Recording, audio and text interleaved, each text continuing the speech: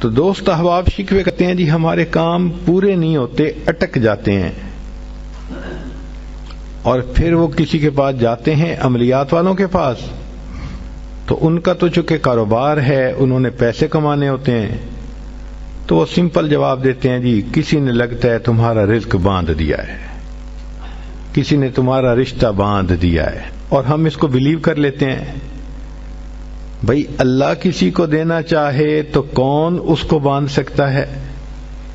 کیوں کسی کو چھوٹا خدا بناتے ہو؟ کوئی کسی کا رزق نہیں باندھ سکتا، کوئی کسی کا رشتہ نہیں باندھ سکتا، ہمارا ایک ہی خدا ہے، اس کے کام کو کوئی روک ہی نہیں سکتا۔ خواہ مخواہ اپنا عقیدہ بھی خراب اور اپنا عمل بھی خراب۔ سیدھی بات ہے کہ نبی علیہ الصلوۃ والسلام نے جو باتیں سکھائیں ان کو کریں، خود بخود عملیات سے جان چھوٹ جائے گی۔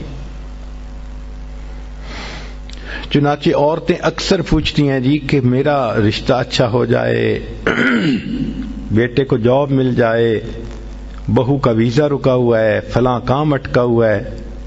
تو بھئی اٹکے ہوئے کاموں کے لیے عمل نبی علیہ السلام کے مبارک زبان سے ابو داؤد شریف کی روایت ہے۔ نبی علیہ السلام نے فرمایا جو مومن صبح و شام 7 مرتبہ اس دعا کو پڑھے گا، اللہ تعالیٰ اس کے ہر ادھورے کام کو پورا فرما دے گا۔ اور وہ کیا ہے؟ حسبی اللہ لا الہ الا ہو علیہ توکلت وہو رب العرش العظیم۔ بعض لوگوں کو رزق کی تنگی کے بڑے شکوے ہوتے ہیں، اور ان کے دل پہ فاقے کا خوف رہتا ہے، ڈر رہتا ہے، اور فاقے سے بچنے کے لیے وہ سارا دن کاروبار کے پیچھے بھاگتے دوڑتے بھی رہتے ہیں۔ سنیے، ابو نعیم کی روایت ہے، ابن ابی شیبہ نے بھی اس کو لکھا کہ نبی علیہ الصلوۃ والسلام نے ارشاد فرمایا جو شخص اس دعا کو پڑھے گا اللہ اس سے 70 مصیبتیں دور کریں گے، جن میں سب سے چھوٹی مصیبت اس کا فاقہ ہوگا۔ جو شخص اس دعا کو پڑھے اللہ تعالیٰ اس سے 70 مصیبتوں کو دور فرمائیں گے، اور سب سے چھوٹی مصیبت فاقہ ہوگی، اور وہ فقرہ ہے لا حول ولا قوة الا باللہ لا ملجأ ولا منجأ من اللہ الا الیک۔ کئی مرتبہ انسان غمزدہ ہوتا ہے اور سوچتا ہے میں تو اکیلا ہوں، میرا ساتھ دینے والا کوئی نہیں، ماں باپ فوت ہو گئے، کہاں جاؤں، کس کو دل کا غم سناؤں، میرا غم کیسے دور ہو؟ نبی علیہ الصلوۃ والسلام نے فرمایا، کنز المال کی روایت ہے کہ قرآن مجید کی ایک آیت کو 3 مرتبہ یقین کے ساتھ پڑھ لیں، اللہ تعالیٰ غمزدہ دل کو تسلی فرما دیتے ہیں۔ لا الہ الا انت سبحانک انی کنت من الظالمین۔ کتنی مختصر سی آیت ہے اور اکثر بچیوں کو یاد بھی ہوتی ہے۔ اس آیت کو 3 مرتبہ پڑھنے پر اللہ تعالیٰ انسان کی سیڈنس ختم کر دیتے ہیں، غم ختم کر دیتے ہیں، دل کو خوشی عطا فرما دیتے ہیں۔ کئی لوگوں کو دیکھا کہ بیمار ہوتے ہیں، کبھی ہسپتال کا چکر، کبھی ڈاکٹر کے پیچھے،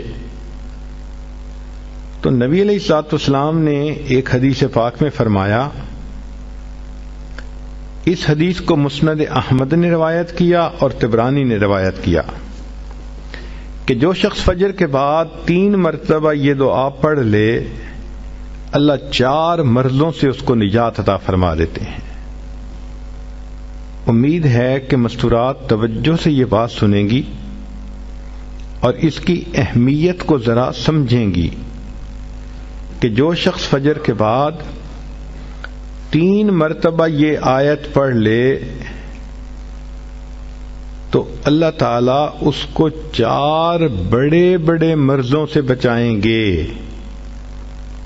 نمبر 1، پاگل پن. اگر کوئی آدمی مینٹلی ان بیلنسڈ ہو، ریٹارڈڈ ہو،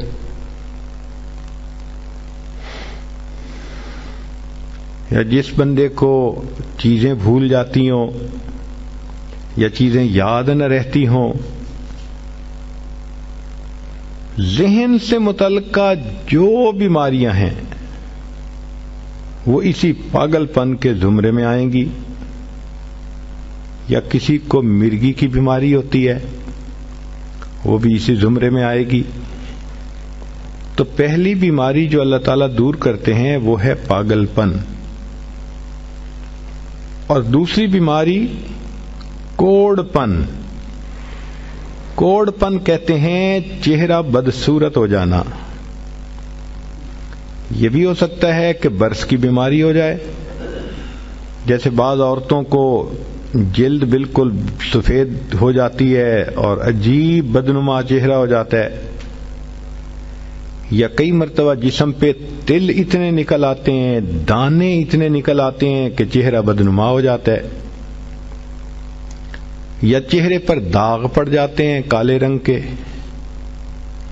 تو چہرے پہ داغ پڑیں، چہرے پہ دانے بنیں، یا چہرے پہ برس کے نشان پڑیں، کوئی بھی چیز ہوگی وہ اسی کوڑ پن کے زمرے میں شامل ہوگی جس سے کہ چہرہ انسان کا بدصورت ہوتا ہو.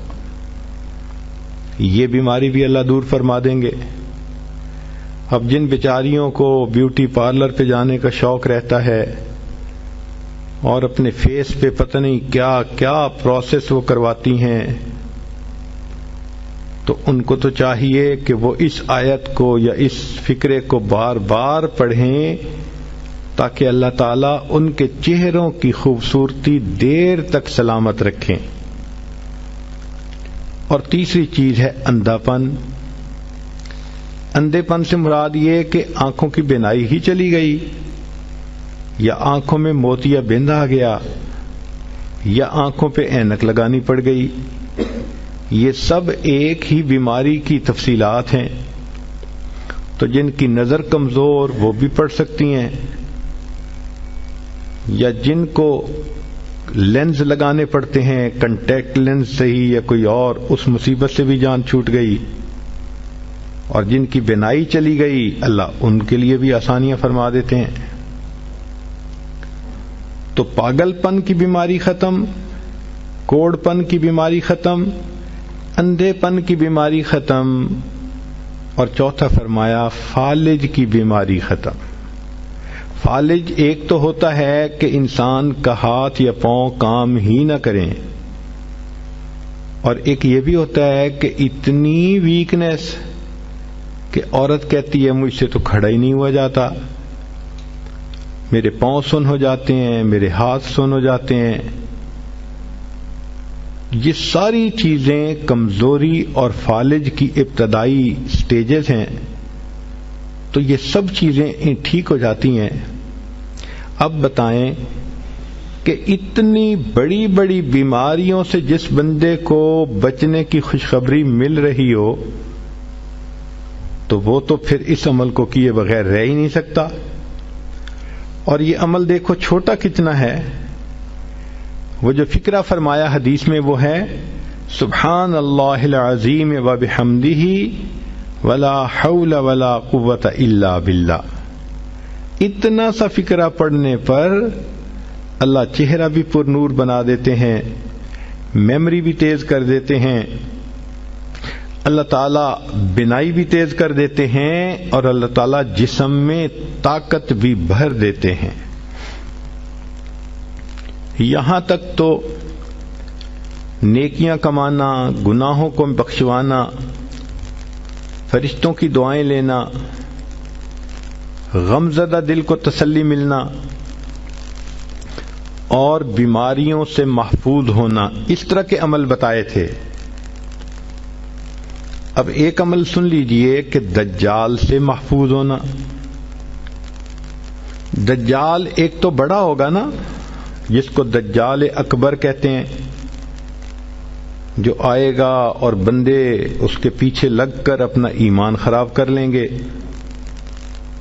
جو امام مہدی کے آنے پر اور عیسیٰ علیہ السلام کے آنے پر ظاہر ہوگا، ان کے آنے سے پہلے ظاہر ہوگا، اور عیسیٰ علیہ السلام اس کو لد کے مقام پر قتل کر دیں گے. اس فتنے سے نبی علیہ السلام بچنے کی دعائیں فرماتے تھے، صحابہ بھی بہت ڈرتے تھے اس فتنے سے. تو انسان کا دل چاہتا ہے کہ دجال سے محفوظ ہوں.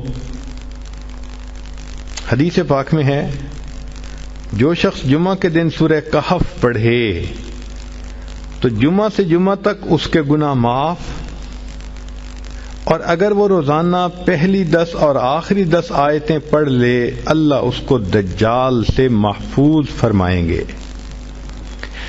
تو اس عمل کو کرنے سے ایک تو دجال سے محفوظ ہو گئے، اور دوسری بات اور بھی سن لیجئے کہ دجال دجل سے بنا. دجل کا مطلب ہوتا ہے فریب دینا، دھوکہ دینا، اور بچیوں عورتوں کو انسان کی شکل میں بھی کئی دفعہ دجال مل جاتے ہیں. وہ ان کی عزتیں لوٹتے ہیں، بہانے بنا بنا کے دھوکے دیتے ہیں، ان کو بیٹرے کرتے ہیں. تو اس عمل کے کرنے سے عورت بچی ایسے دجالوں سے بھی محفوظ رہے گی. لا الہ الا اللہ